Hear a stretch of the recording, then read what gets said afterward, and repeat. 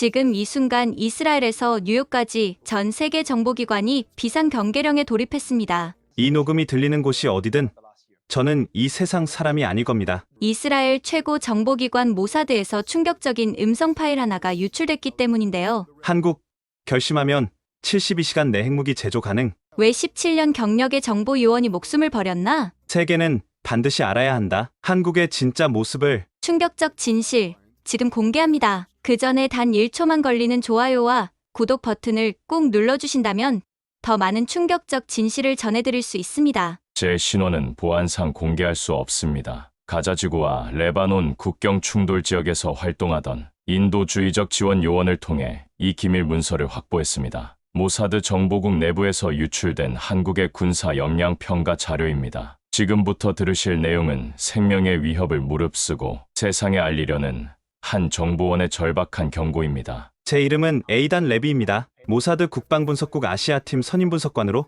지난 17년간 중동과 아시아 지역의 군 사력 평가 업무를 담당해왔습니다. 이 녹음을 하는 순간 저는 이미 모사드의 모든 활동에서 배제되었을 것입니다. 아마도 현재 저를 찾기 위한 작전이 전 세계적으로 진행 중일 겁니다. 하지만 이것은 배신이 아닙니다. 오히려 더 큰 진실을 위한 선택입니다. 저는 8개 언어에 능통한 언어 전문가이며 텔아비브 대학에서 군사 전략과 국제관계학을 전공했습니다. 사이엘엔 마탈 특수부대 출신으로 현장 경험과 분석적 통찰력을 겸비했다고 자부합니다. 제가 대한민국 군사력 분석 임무를 맡게 된 것은 2023년 초였습니다. 당시 이스라엘은 중동 지역의 긴장이 고조되는 상황에서 아시아 국가들과의 군사 협력 가능성을 타진하고 있었습니다. 특히 한국과 같은 기술 선진국과의 협력은 우리에게 중요한 관심사였죠. 처음에는 단순한 정례 보고서라고 생각했습니다. 그러나 제가 발견한 것들은 우리 모사드는 물론 전 세계 정보기관들이 공유하고 있던 인식을 완전히 뒤집어 놓을 내용이었습니다. 이 정보를 공개하는 것이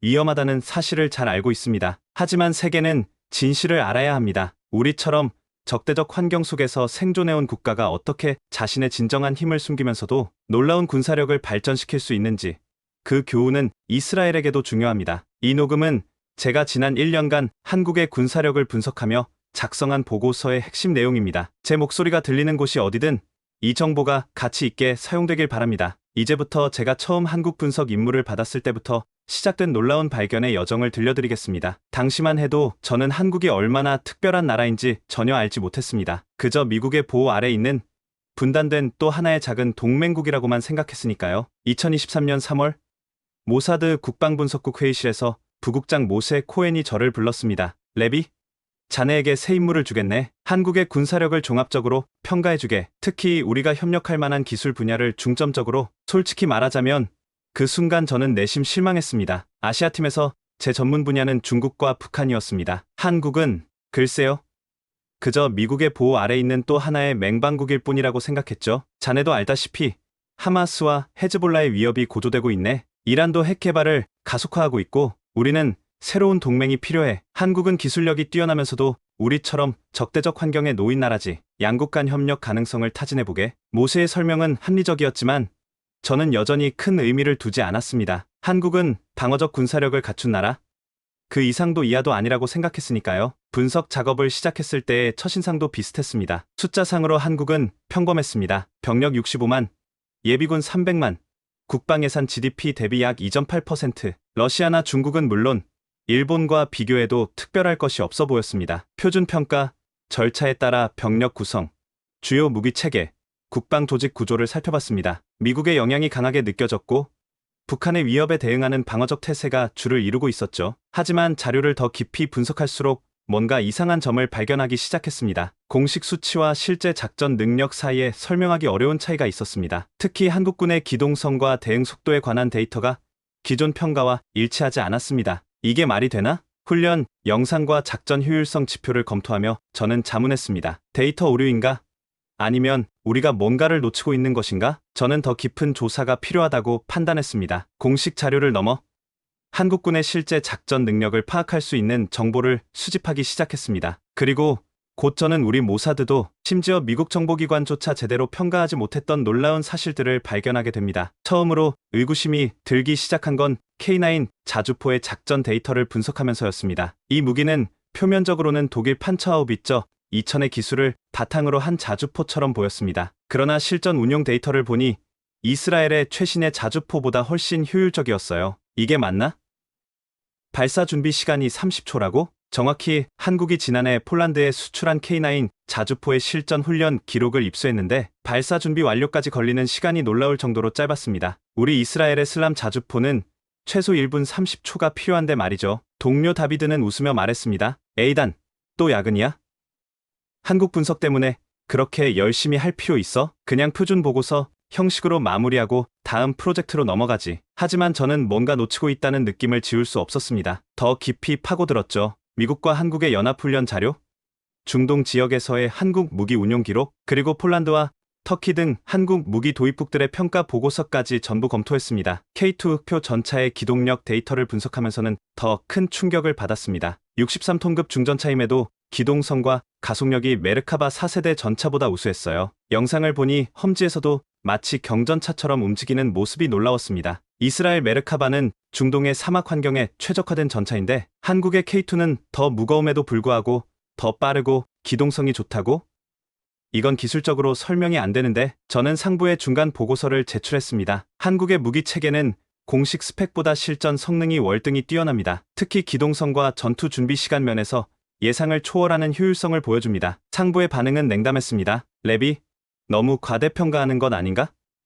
한국은 결국 우리나 미국의 기술을 도입해 개량한 수준일 뿐이야. 하지만 KF-21 전투기의 스텔스 성능 테스트 결과와 KSS-3000 잠수함의 소음 수준 분석 자료를 보면서 저는 확신했습니다. 이건 단순한 모방이나 개량이 아니었습니다. 한국은 자신들만의 독자적인 기술 철학을 발전시켜왔고 그 결과물은 우리의 예상을 훨씬 뛰어넘는 수준이었습니다. 특히 눈에 띈 것은 그들의 전투 시스템 통합 방식이었습니다. 개별 무기의 성능도 뛰어났지만 그것들이 하나의 유기적 시스템으로 작동하는 방식은 더욱 놀라웠습니다. 이제 저는 이 의문들에 대한 답을 찾기 위해 더 깊은 조사가 필요하다고 판단했습니다. 현장에서 직접 확인하지 않고는 이 수수께끼를 풀 수 없을 것 같았습니다. 2023년 7월, 저는 부국장 모세에게 특별 요청을 했습니다. 한국에 직접 가서 현장 조사를 하고 싶습니다. 문서와 데이터만으로는 설명되지 않는 부분이 너무 많습니다. 모세는 의아한 표정을 지었습니다. 에이단, 정말 필요한가?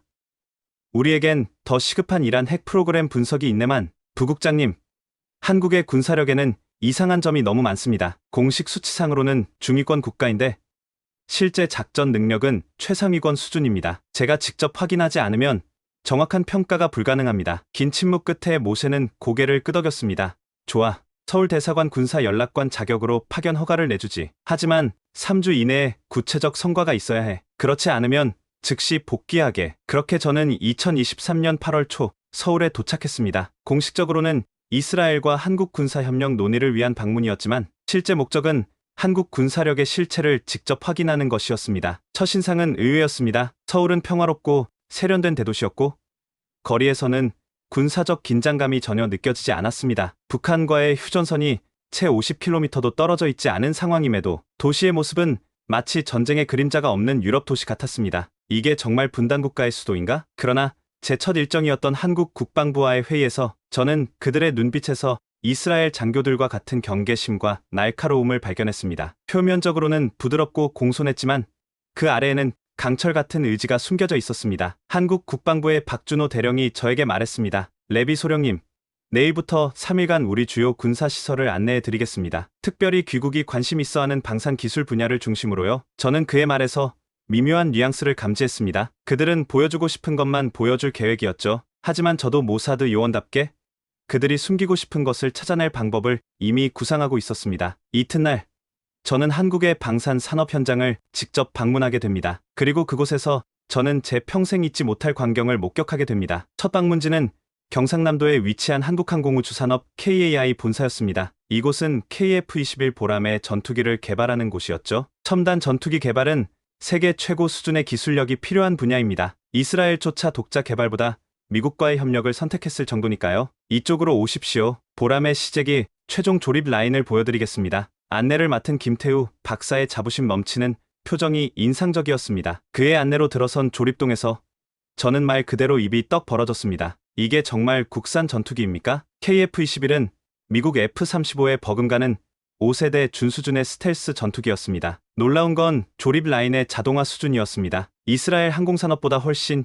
효율적인 생산 시스템을 갖추고 있었죠. 우리는 10여 년 전부터 TOPTT 공법을 개발해왔습니다. 기존 복합 소재보다 레이더 흡수율이 30% 높으면서도 제작 비용은 20% 절감했지요. 한국의 기술자들은 자신들이 개발한 공정에 대해 자랑스럽게 설명했지만 저는 그 말의 의미를 곧바로 이해했습니다. 그들은 스텔스 기술에서 미국이나 러시아와는 다른 독자적인 접근법을 발전시켰다는 것이었습니다. 다음 날은 현대로템의 창원 공장을 방문했습니다. K2 흑표 전차가 생산되는 현장이었죠. 우리 흑표 전차의 특징은 극한 환경 적응력입니다. 영하 30도에서 영상 40도까지 어떤 지형에서도 최고의 기동성을 발휘합니다. 박 부장의 설명을 들으며 저는 이스라엘의 메르카바 전차를 떠올렸습니다. 중동의 사막 환경에 특화된 우리 전차와 달리 한국의 K2는 어떤 환경에서도 작전이 가능하도록 설계되었습니다. 이것은 단순한 기술적 차이가 아니라 근본적인 설계 철학의 차이였습니다. 이 로봇팔이 한 번에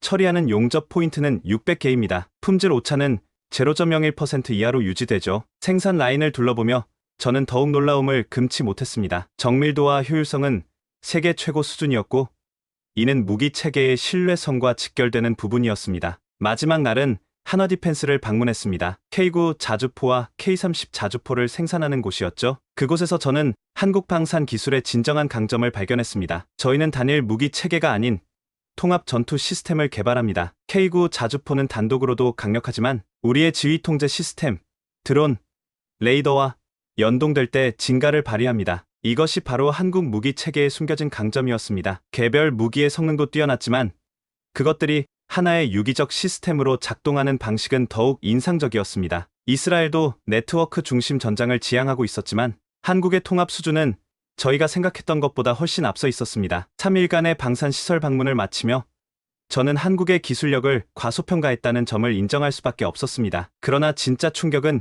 이제부터였습니다. 다음 날 저는 한국군의 지휘 통제 시스템을 직접 볼 기회를 얻게 되었기 때문입니다. 한국합동참모본부 지하 10층 최첨단 지휘 통제 센터에 들어서는 순간 저는 제 눈을 의심했습니다. 예루살렘의 핑카스 벙커보다 더 진보된 시스템이 눈앞에 펼쳐졌기 때문입니다. 이곳은 KJCCS 한국형 합동지휘 통제 시스템입니다. 전국의 모든 군 자산과 실시간으로 연결되어 있습니다. 안내를 맡은 김준영 대령의 설명이 이어졌습니다. 거대한 3차원 디스플레이는 한반도 전체와 주변 지역을 실시간으로 보여주고 있었습니다. 모든 부대와 주요 자산의 위치가 생생하게 표시되어 있었죠. 이건 단순한 상황 판단 시스템이 아닙니다. 인공지능 기반 의사결정 지원 시스템이 통합되어 있어 지휘관에게 최적의 대응 옵션을 제시합니다. 저는 이스라엘의 C4I 시스템을 떠올렸습니다. 우리도 첨단 지휘 통제 시스템을 갖추고 있었지만 한국의 시스템은 근본적으로 다른 접근 방식을 취하고 있었습니다. 저희 시스템의 특징은 분산형 지휘 구조입니다. 중앙 통제가 불가능한 상황에서도 각 전투 단위가 독립적으로 의사결정을 할 수 있도록 설계되어 있습니다. 이것은 정확히 이스라엘 군대의 철학과 일치했습니다. 우리는 이것을 미션 지향적 지휘라고 부릅니다. 그러나 한국은 이 개념을 디지털 환경에서 한 차원 더 발전시켰습니다. 실시간 시뮬레이션을 보여드리겠습니다. 북한의 미사일 도발 상황을 가정해보죠. 화면이 전환되면서 가상의 위기 상황이 펼쳐졌습니다. 북한에서 발사된 미사일이 감지되는 순간부터 대응 체계가 가동되는 모습이 시뮬레이션 되었습니다. 탐지에서 대응까지 걸리는 시간이 단 27초입니다. 이 수치는 믿기 어려울 정도였습니다. 이스라엘의 아이언 돔 시스템도 최소 40초가 필요한데 말이죠. 제 의구심을 눈치챘는지 김 대령은 미소를 지으며 제안했습니다. 한번 직접 테스트해 보시겠습니까? 저희 연습용 시나리오를 이스라엘 대응 체계와 비교해 볼 수 있습니다. 저는 도전을 받아들였고 다음 2시간 동안 다양한 위기 상황에 대한 대응 시간과 정확도를 비교했습니다. 결과는 충격적이었습니다. 한국의 지휘 통제 시스템은 우리 시스템보다 평균 37% 더 빠르게 반응했고 정확도도 높았습니다. 어떻게 이런 속도가 가능한 겁니까? 저희는 오랫동안 제로 딜레이 전투 개념을 발전시켜 왔습니다. 북한과의 휴전선이 서울에서 불과 40km 밖에 떨어져 있지 않아 단 몇 분의 대응 시간이 수백만 명의 생사를 가르기 때문이죠. 그의 설명을 들으며 저는 이스라엘과 한국의 유사점을 발견했습니다. 두 나라 모두 적대적인 환경 속에서 생존하기 위해 끊임없이 혁신해야 했던 것이죠. 다만 한국은 그 과정을 세계에 적극적으로 알리지 않았을 뿐이었습니다. 지휘통제센터를 나오면서 저는 다음 질문을 품게 되었습니다. 과연 한국의 특수부대는 어떤 수준일까? 그들의 데이터를 분석하면서 기존 평가보다 훨씬 우수하다는 의심이 들었지만 실제 모습은 어떨까요? 서울 외곽의 한 비밀 훈련 시설. 제가 방문했을 때 마침 특수전 부대의 대테러 훈련이 진행 중이었습니다. 참관을 허가받기 위해 상당한 노력이 필요했지만 모사드 요원으로서의 제 경험이 도움이 되었습니다. 이곳은 일반인은 물론 대부분의 군 관계자도 접근이 제한된 구역입니다. 레비 소령님의 이스라엘 사이에렛 마탈 경력을 고려해 특별히 허가했습니다. 한국군 특전사 교관 정대위의 설명이 이어졌습니다. 사이에렛 마탈은 이스라엘 최정예 특수부대로 제가 젊은 시절 소속되었던 부대였습니다. 그들이 제 배경을 상세히 알고 있다는 사실이 약간 불편했지만 동시에 한국의 정보력에 감탄하지 않을 수 없었습니다. 훈련장으로 들어서자 완전 무장한 특수부대원들이 가상 인질 구출 작전을 펼치고 있었습니다. 저는 즉시 그들의 움직임에 주목했습니다. 완벽한 팀워크, 정밀한 타이밍, 그리고 주저함 없는 결단력. 이스라엘 특수부대의 훈련을 수없이 봐왔지만 이들의 수준은 결코 뒤떨어지지 않았습니다. 팀원들은 최소 8년 이상의 현장 경험을 가진 베테랑들입니다. 매주 70시간 이상 훈련하며 사계절 모든 환경에서 작전 수행이 가능합니다. 훈련이 끝난 후 놀라운 기록을 보게 되었습니다. 건물 진입부터 인질 확보까지 단 18초. 이는 국제 특수부대 경연대회의 최고 기록보다도 빠른 시간이었습니다. 이게 평균 기록입니까? 아니면 최고 기록인가요? 오늘은 평소보다 약간 느린 날입니다. 최고 기록은 16초입니다. 저는 믿기 힘들었지만 직접 계측한 시간이 거짓말을 하지는 않았습니다. 더 충격적인 것은 다음 시연이었습니다. 완전한 어둠 속에서의 야간 작전이었죠. 모든 조명이 차단된 훈련장에서 특수부대원들은 마치 대나처럼 움직였습니다. 그들은 첨단 야간 투시경을 사용하고 있었지만 그 움직임의 자연스러움은 장비만으로는 설명되지 않았습니다. 우리 부대원들은 1년 중 300시간 이상을 완전한 암흑 속에서 훈련합니다. 시각을 제외한 모든 감각을 극대화하는 거죠. 이것은 이스라엘 특수부대도 적극적으로 도입하고 있는 훈련 방식이었습니다. 눈이 먼저 보는 게 아니라 머리가 먼저 보는 상태를 만드는 것이죠. 그러나 한국 특수부대는 여기서 한 단계 더 나아가 있었습니다. 이건 저희가 개발한 통합 전투원 시스템입니다. 팀원 전체가 하나의 신경망처럼 연결되어 있죠. 각 대원의 헬멧에는 생체 신호와 위치 정보를 실시간으로 공유하는 시스템이 장착되어 있었습니다. 팀원 중 누군가의 심박수가 급격히 변하거나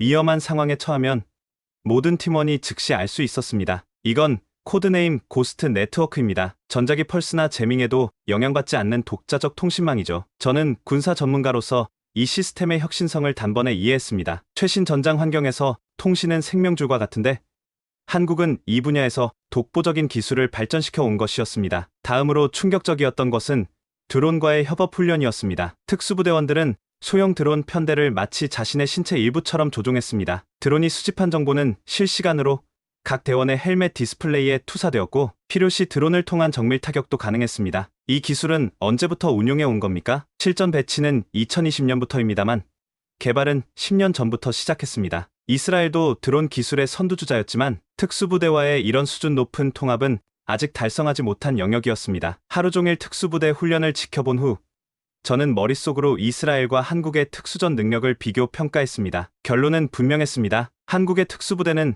세계 최고 수준이었고 몇몇 영역에서는 이스라엘이나 미국보다도 앞서 있었습니다. 이제 의문은 하나였습니다. 이런 첨단 군사력을 갖춘 한국이 왜 핵무기는 보유하지 않고 있는 것일까? 그리고 그들의 원자력 기술은 어느 수준까지 발전해 있는 것일까? 한국의 군사력을 평가하는 과정에서 저는 반드시 들여다봐야 할 분야가 있었습니다. 바로 한국의 원자력 기술이었습니다. 공식적으로 한국은 핵무기를 보유하지 않은 비핵화 국가입니다. 그러나 저는 이스라엘의 경험에서 원자력의 평화적 이용과 군사적 잠재력 사이의 미묘한 경계를 잘 알고 있었습니다. 한국원자력연구원 방문은 공식 일정에 포함되어 있지 않았습니다. 그러나 저는 모사드 요원답게 비공식 루트를 통해 접근할 방법을 찾아냈습니다. 정말 운이 좋으시네요. 마침 저희 연구소가 국제원자력협력 주관이라 여러 국가의 전문가들이 방문 중입니다. 대전에 위치한 연구원에서 만난 박상현 박사의 말이었습니다. 그는 제가 이스라엘 원자력위원회 자문역이라는 위장 신분을 전혀 의심하지 않는 것 같았습니다. 우리 연구소는 주로 원자력 발전과 의학적 활용에 초점을 맞추고 있습니다. 특히 소형 모듈형 원자로 개발에서 세계적인 성과를 거두고 있죠. 투어가 시작되었고 저는 곧 한국의 원자력 기술 수준에 압도되었습니다. 그들은 24기의 원자로를 가동 중이었고 우라늄 농축과 플루토늄 재처리 기술을 모두 보유하고 있었습니다. 더 놀라운 것은 그들의 독자적인 해결료 생산 능력이었습니다. 저희는 자체 개발한 하이텍 농축 기술로 순도 4% 이상의 해결료를 생산할 수 있습니다. 물론 모든 과정은 국제원자력기구의 감시 하에 이루어지고 있습니다. 4%라는 수치가 제 귀에 들어왔습니다. 핵무기용 우라늄은 90% 이상의 농축도가 필요합니다. 한국은 이미 그 문턱까지 와 있었던 것입니다. 연구소의 자료실에서 저는 더 충격적인 정보를 발견했습니다. 한국은 이미 1990년대부터 고속증식로 기술을 연구해왔고 사용 후 해결료에서 플루토늄을 추출하는 기술도 상당 수준 확보하고 있었습니다. 모든 정보를 종합해보니 한 가지 결론이 도출되었습니다. 한국은 원하기만 하면 단 7일 이내에 핵무기를 만들 수 있는 기술적 역량을 갖추고 있었습니다. 이런 기술력을 갖춘 국가가 왜 핵무기를 개발하지 않는 걸까요? 제 질문에 박 박사는 의미심장한 미소를 지었습니다. 우리는 평화적 목적의 원자력 이용을 선택했습니다. 그렇다고 우리의 기술력이 부족하다는 의미는 아니죠. 그저 다른 길을 선택한 것뿐입니다. 그의 말에서 저는 이스라엘의 오래된 정책, 소위 전략적 모호성과 유사한 뉘앙스를 감지했습니다. 우리는 핵무기 보유를 공식적으로 인정하지도 부인하지도 않습니다. 한국도 비슷한 접근법을 취하고 있는 것처럼 보였습니다. 연구소를 나온 후 저는 한국의 비밀 원자력 프로그램에 대한 정보를 더 찾아보았습니다. 모사드의 네트워크를 활용해 확보한 자료들은 제 의심을 확인시켜 주었습니다. 한국은 2000년대 초반 잠시 비밀리에 우라늄 농축 실험을 진행했다가 국제원자력기구에 적발된 적이 있었습니다. 그러나 그 이후로도 기술 개발은 계속되었고 지금은 모든 핵심 기술을 합법적인 범위 내에서 보유하고 있었습니다. 더욱 놀라운 사실은 한국이 미사일 기술에서도 비약적인 발전을 이루었다는 점이었습니다. 현무 4 미사일은 4,000km 이상의 사거리를 가졌으며 정밀도 또한 세계 최고 수준이었습니다. 핵탄두를 탑재할 수 있는 능력은 이미 갖추고 있었던 것입니다. 이제 모든 퍼즐이 맞춰졌습니다. 한국은 핵무기 없는 핵보유국, 즉 기술적으로는 언제든 핵무기를 만들 수 있지만 정치적 선택으로 그렇게 하지 않는 국가였습니다. 이것은 일본과 유사하면서도 한국만의 독특한 위치였습니다. 한국의 이런 입장은 매우 현명한 전략적 선택이었습니다. 국제사회의 제재를 피하면서도 잠재적 적국들에게는 충분한 억제력을 제공하는 방식이었기 때문입니다. 이런 발견 이후 저는 한국 사회의 또 다른 측면에 주목하게 되었습니다. 바로 그들의 독특한 군사 문화였습니다. 이스라엘과 마찬가지로 한국도 모든 성인 남성에게 군 복무를 의무화하고 있었습니다. 이것이 사회와 국가 안보에 어떤 영향을 미치고 있는지 알아볼 필요가 있었습니다. 서울의 한 대학 캠퍼스.